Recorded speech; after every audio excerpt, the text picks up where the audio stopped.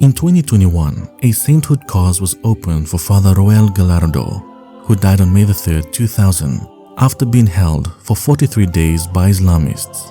The Claretian missionary was killed at the age of 34, just 6 years after his ordination as a priest, and 11 years after making his first profession as a religious.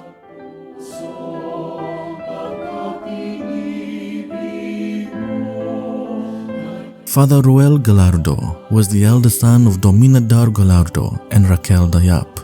He was born on November 29, 1965, in Olongapo City, the Philippines. He was the second among 5 siblings. Father Rhoel was a reserved type, yet his family would recall that he would always be grinning and clowning around. His high school classmates remember him as a witty but quiet fellow who was ever ready to give advice. He made his first religious profession in 1989 in Isabela and completed his pastoral year in Maluso town, also in Basilan.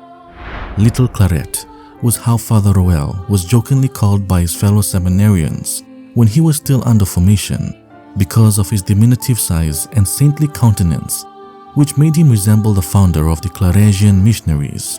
In his application for perpetual profession, he wrote, "My pastoral immersion in Basilan last year made me experience concretely our witnessing and evangelizing life and mission to the poor, as well as our community's presence in the dialogue of life and faith with our Muslim brothers and sisters. These experiences as a whole have become a real challenge to me to be a committed missionary and active witness to God's liberating love for humanity." Father Rhoel made his perpetual profession and was ordained to the priesthood in 1994. A few years after his ordination, Father Rhoel volunteered to go to the most dangerous mission of the Claretians in the Philippines, Tumahubong, as parish priest of St. Vincent Ferrer Parish and director of the Claret School in June of 1999. This is where he reached the apex of his short missionary career. Father Rhoel initially had difficulties with his new assignment.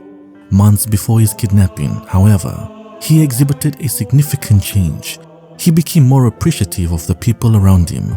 The seriousness of his role as pastor of the Christian community, troubled by the Muslim extremists called the Abu Sayaff group, had marked a profound impression in him as a missionary. He vowed never to leave his flock no matter what. He was ready to do the will of God at all costs. On March 20th, 2000, the Abu Sayaff group assailed the Claret School of Tumahubong and burned it.